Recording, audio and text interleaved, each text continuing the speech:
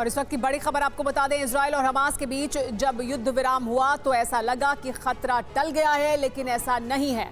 खतरा अभी बाकी है क्योंकि हमास में बम पर भर्ती चल रही है। ये भर्ती है लड़ाकों की।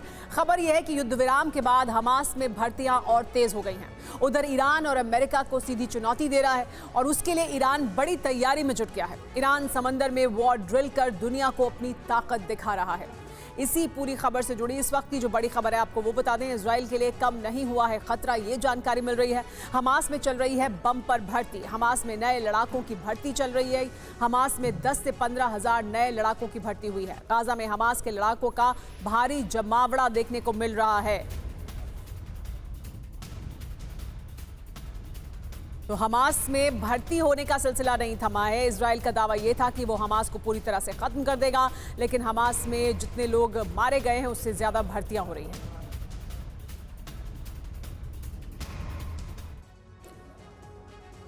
हमास में बम पर भर्ती नेतन्याहू के लिए एक बड़ा खतरा है क्योंकि युद्ध विराम के बाद हमास में भर्ती जारी है। नए लड़ाकों की भर्ती की जा रही है और अब तक करीब 15,000 लड़ाकों की भर्ती हुई है। इन लड़ाकों में काफ़ी अनट्रेन्ड भी शामिल हैं। कई को बंदूक चलाने का बेसिक अनुभव ही है। युद्ध में अब तक 20,000 लड़ाकों की मौत हुई है। यूएस इंटेलिजेंस के हवाले से खबर सामने आ रही है कि जितने लड़ाकों की मौत हुई है उससे कहीं ज्यादा लड़ाके अब भर्ती होने के लिए तैयार हैं। इस पर और ज्यादा जानकारी के लिए हमारे साथ जुड़ गए TV9 भारतवर्ष संवाददाता मनीष झा।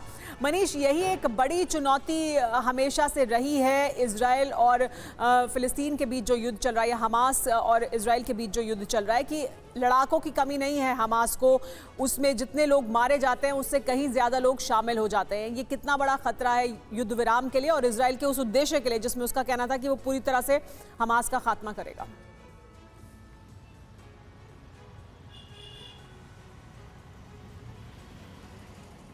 देखिए, अमेरिकी इंटेलिजेंस की ये रिपोर्ट दरअसल हम सबको चौंकाती नहीं है। आपको याद होगा कि बीते साल 1.5 साल के दरमियान ये बात लगातार हर प्लेटफॉर्म पर कही गई कि हमास केवल एक संगठन नहीं है बल्कि बहुत सारी बड़ी आबादी के लिए वो एक विचारधारा भी है।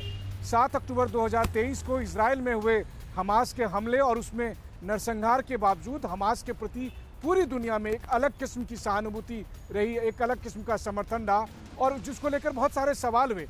लेकिन इन सब के बीच में ये अलग बात है कि हमास चीफ इस्माइल हानिया मारा गया, हमास चीफ उसके बाद सिनवार मारा गया, लेकिन हमास को लेकर जो समर्थन है उसमें कमी नहीं आई है। चाहे वो फिलिस्तीन के अलग अलग इलाकों में भी देखें या फिर बाहर में भी दुनिया के अलग अलग मुल्कों में देखें। तो ऐसी स्थिति में अमेरिकी इंटेलिजेंस की रिपोर्ट चौंकाती भले उनके डेटा के हिसाब से है, लेकिन पूरी दुनिया को पता है कि हमास सर्वाइव कर रहा है। और आप देखिए, ये सीज फायर को भी हमास के विजय के तौर पर दिखाया जा रहा है। तो ऐसे में आप समझ ही सकते हैं कि हमास और इजराइल के बीच कब कितने दिन का सीज फायर होगा। एक छोटी सी घटना और एक बार फिर से गाजा पार्ट 2 जैसा दृश्य जो है पूरी दुनिया के सामने आ सकता है। बहुत शुक्रिया मनीष इस तमाम जानकारी के लिए। इस बीच एक और बड़ी खबर आपको बता दें, 4 महिला सैनिकों को हमास ने रिहा किया है। थोड़ी देर पहले ही ये चारों महिला सैनिक रिहा की गई हैं। चारों इजराइल की महिला सैनिक हैं और कुछ देर पहले इन्हें रिहा किया गया। 7 अक्टूबर 2023 को हमास ने इन्हें अगवा किया था। 4 के बदले में हमास के 200 लड़ाके रिहा होंगे। तो इन 4 महिला सैनिकों के बदले में हमास के 200 लड़ाकों को रिहा किया जाएगा। जो युद्ध विराम के तहत सीज फायर एग्रीमेंट हुआ है उसके तहत अब ये रिहाई हो रही है।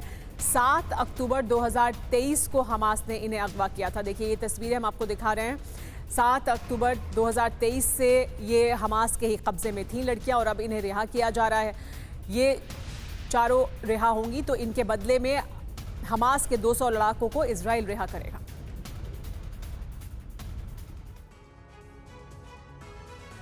हमास भले ही 4 महिला सैनिकों को छोड़ रहा है, लेकिन कुछ घंटे बाद लेबनान और इजराइल में युद्ध विराम खत्म हो जाएगा।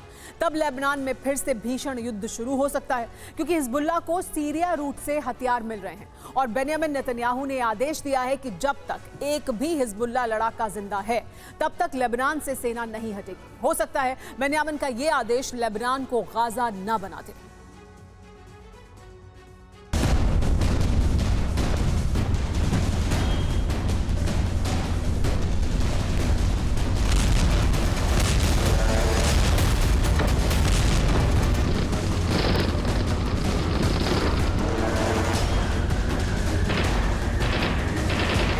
बस 24 घंटे और हैं, उसके बाद लेबनान से खौफनाक तस्वीरें आ सकती हैं, क्योंकि इजराइल ने ठान लिया है कि जब तक हिजबुल्लाह का संपूर्ण खात्मा नहीं होता तब तक वो गाजा की तरह लेबनान में भी हमले करता रहेगा, क्योंकि युद्ध विराम की मियाद जल्द खत्म होने वाली है। इस बीच इजराइल ने साफ कर दिया है कि वो लेबनान में अपनी पोजीशन से हटेगा नहीं, जबकि हिजबुल्लाह को भी सीरिया रूट से हथियार पहुंच रहे।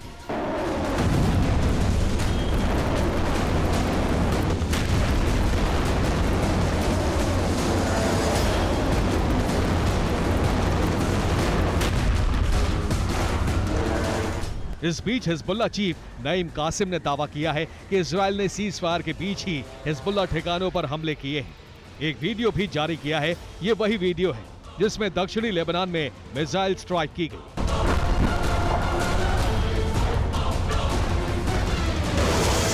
हिजबुल्लाह की बौखलाहट बढ़ गई है।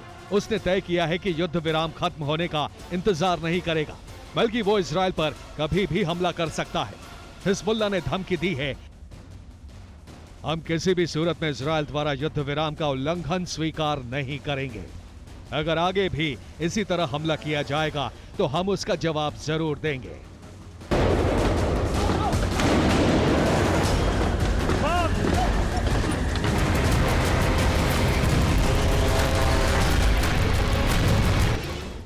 जबकि हिजबुल्लाह लगातार कहता रहा है कि इजराइल जब तक लेबनान से अपने सैनिकों को वापस नहीं बुला लेता तब तक युद्ध विराम पूर्ण नहीं माना जाएगा, जबकि इजराइल ने सैनिक हटाने के लिए 30 दिन का समय मांगा है। इजराइल की तरफ से कहा गया है, दक्षिणी लेबनान में अभी भी हिजबुल्लाह ठिकाने मौजूद हैं।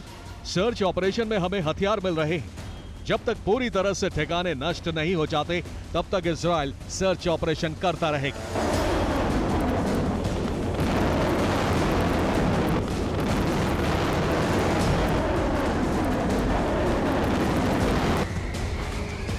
युद्ध विराम की शर्तों के तहत इजरायली सेना को लितानी नदी से 30 किलोमीटर उत्तर दिशा में पीछे हटना है और ऐसा 26 जनवरी तक करना होगा, क्योंकि 27 नवंबर से शुरू हुआ युद्ध विराम 26 जनवरी की शाम खत्म हो रहा है।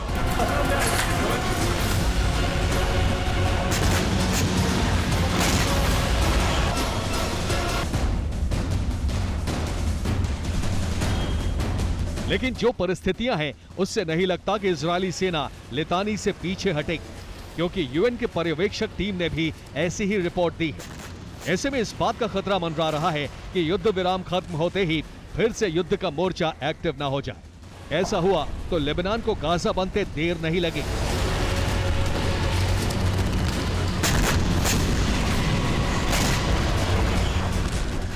Bureau report, TV9 Bharatvarsh. और अब खबर ईरान से। अमेरिका की धमकियों के बीच ईरान की वॉर एक्सरसाइज जारी है। ईरान की बहुत बड़ी नेवल एक्सरसाइज हो रही है। ईरानी नेवी की बहुत वॉर एक्सरसाइज हो रही है। ये बहुत तेजी के साथ अपनी वॉर एक्सरसाइज कर रहा है। ये नेवी की एक्सरसाइज है, यानी नेवल एक्सरसाइज है जो ईरान कर रहा है।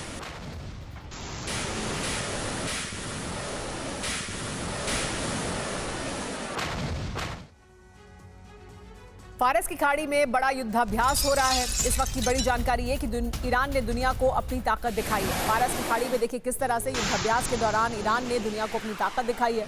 ईरान ने अपनी मिसाइलों का किस तरह से यहाँ पर प्रदर्शन किया, अपनी ताकत को दिखाया है। ये एक युद्धाभ्यास है जो बड़े स्तर पर ईरान द्वारा किया जा रहा है।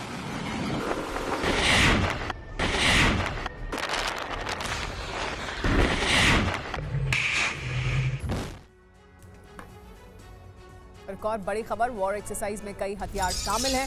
युद्धाभ्यास में बोट से लेकर मिसाइल तक शामिल किए गए हैं।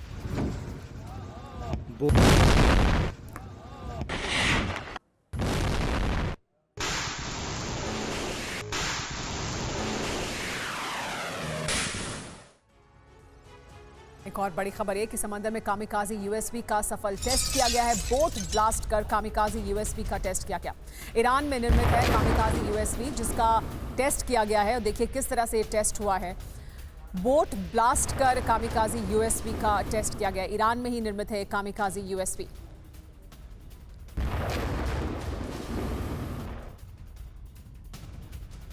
ईरान से एक और बड़ी जानकारी है कि नेवी के साथ मिलिट्री ड्रिल भी जारी है। दोनों मोर्चों पर ईरान की बड़ी तैयारी है।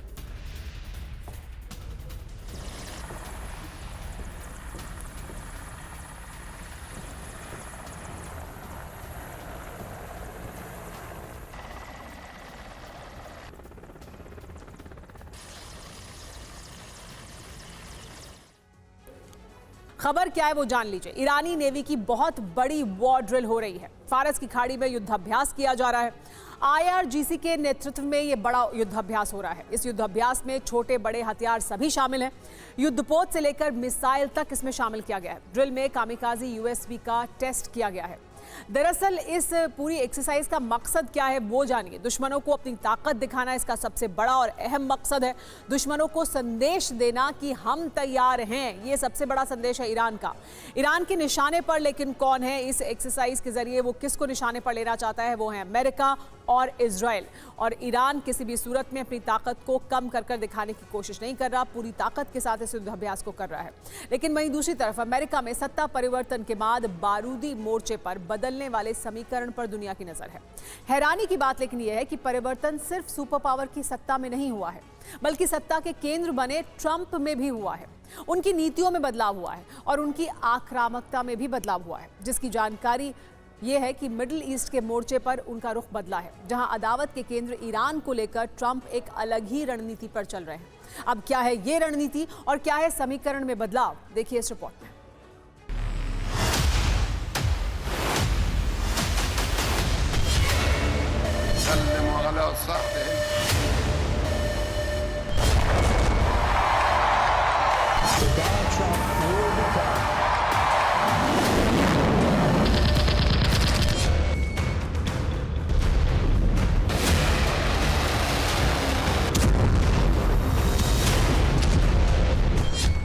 ट्रंप ने युद्ध का तरीका बदला, ईरान पर बैकडोर से हमला।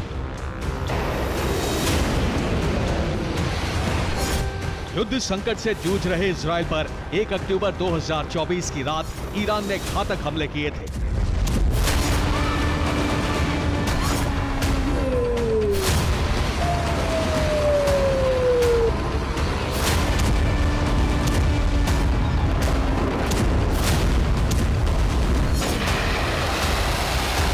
ईरान ने तेल अवीव को टारगेट बनाकर करीब 200 मिसाइल और ड्रोन दागे थे।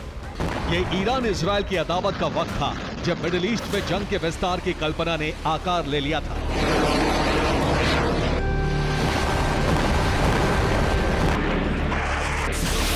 और ये कल्पना 26 अक्टूबर 2024 को साकार रूप में देखी, जब इजरायली फाइटर जेट्स ने ईरान के मिलिट्री साइट्स को टारगेट बनाकर बारूद बरसाया था।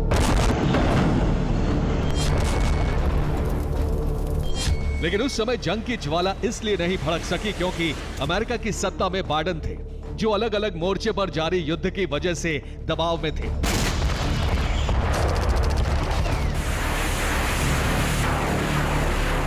लेकिन अब अमेरिका में सत्ता बदल गई है और दबाव मुक्त ट्रंप पावर सेंटर बन चुके हैं।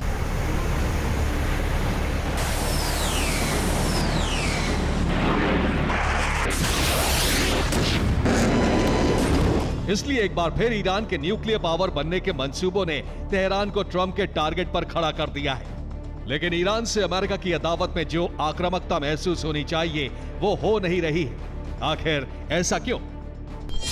क्या ट्रंप ने ईरान के लिए कोई नया प्लान बनाया है? क्या ट्रंप ईरान को परमाणु संपन्न देश बनने देंगे, या फिर क्या ट्रंप ने ईरान को भी शक्तिशाली देश मान लिया है? इन सभी प्रश्नों का उत्तर ट्रंप के ईरान को केंद्र में रखकर बनाए गए मास्टर प्लान में है, जिसका खुलासा फिलहाल नहीं किया गया है। लेकिन मौजूदा हालात बता रहे हैं कि यह प्लान डायरेक्ट हमले की बजाय बैकडोर से ईरान को दहलाने का है।